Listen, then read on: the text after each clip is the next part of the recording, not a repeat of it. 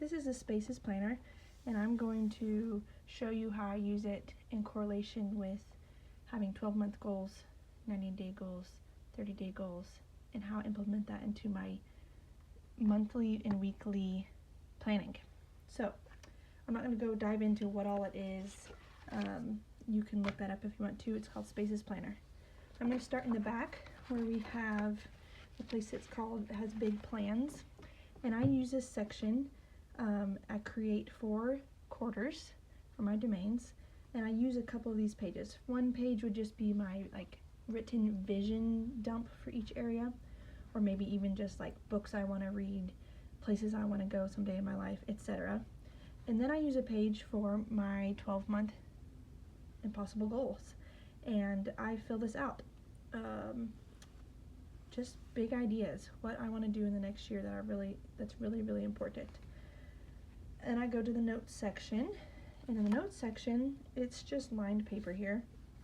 I again make it into quarters for my core 4 domains. I write what quarter it is for my 90 days and what months that equals to, and I pick a focus domain as I write these out. So I take from my 1 year and I decide, this month it's important because it's the beginning of the year.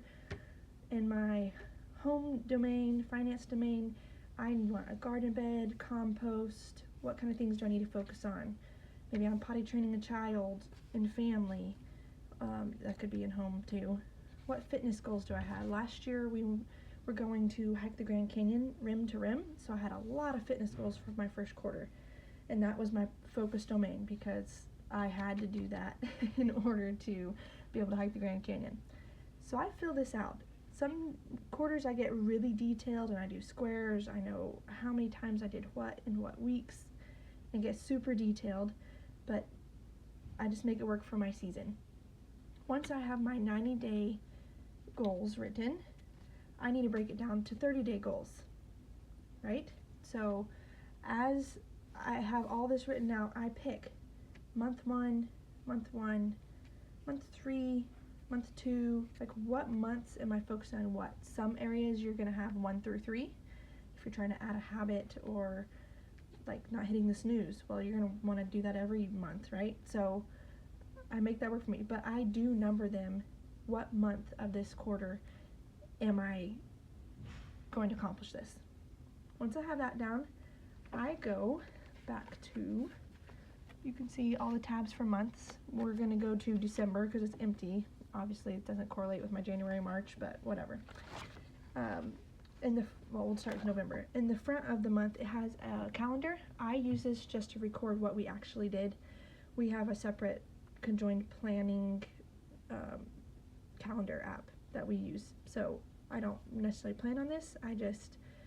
You could use it for whatever you want. You could track and visually see from the month how many times you walked, or how many times you took your pills, your vitamins. You use it how you want to. I use it as what we actually did. And then I'll show you the breakdown of each week in a minute. But in the back of your month are these extra note pages. I quarter one up. This is for my month, my 30 days. I quarter them up for my core 4, and I write, based on my quarterly, what things am I doing consistently in each of these areas this month? How do I want to show up for my family, my husband, in my home? Sometimes this has more high value targets, what am I learning, what am I doing? Fitness, how many times am I working out a week? What program am I doing? Am I taking my supplements? What time am I waking up? Or whatever I'm wanting to track. It's a lot of habit stuff here. How many times do I want to journal? What devotional am I going through, or what passage of the Bible am I memorizing, etc. And I write this down. I make squares to track every week what I did. I get really detailed and nerdy in here.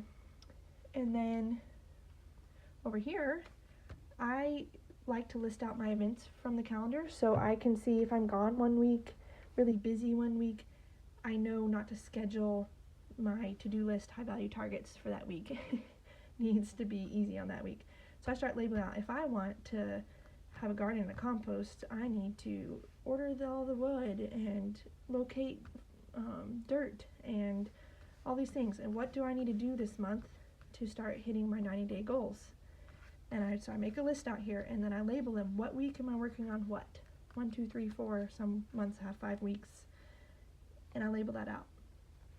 Now, once I have my 30 days, here's what I want to do this month. I come in here to my weekly. Each week is broken down in spaces, hence the name Spaces Planner. Some of them are pre-labeled for you, and some are not. I'm going to show you how I use it. So I start on errands, and that doesn't really make sense for me, but I do write Monday through Sunday. It also has it here. I use this for naming my days. So here I just write down what days I'm going to be gone, that I'm leaving the house. Maybe it's small group, maybe it's gymnastics, maybe it's an errand, maybe I'm going to visit a friend, whatever. Then I know I can fill in my menu, based because I know what my week looks like. I have a monthly menu I rotate and repeat every month. So I pull that out, I write my menu down here, I rearrange it based on when we're home, when I need easy meals, what I have on hand, etc. Then I fill out my food prep for the week. What needs cheese shredded, what needs tortillas made, do we need bread, muffins, whatever I need for food prep for the week. I leave these the same, and I write down who I'm investing in, who I'm going to text, who I'm FaceTiming, who I'm writing a letter to this week, health, what workouts, how many, what days, etc. Supplements, I use that for that. This is where I keep track of journaling, meditation, how I'm pouring into my kiddos this week, and usually I pick a few specific ways. I write out a few specific ways to invest in my husband. Sometimes I'm really hitting it and I'm hitting all the days being intentional, and sometimes I just hit 3 days. But I try to have some forethought and create some intentionality here.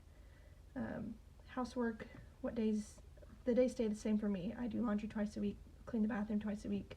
Anything extra, plants need watered, clean the fans this week. What are some extra housework stuff to do?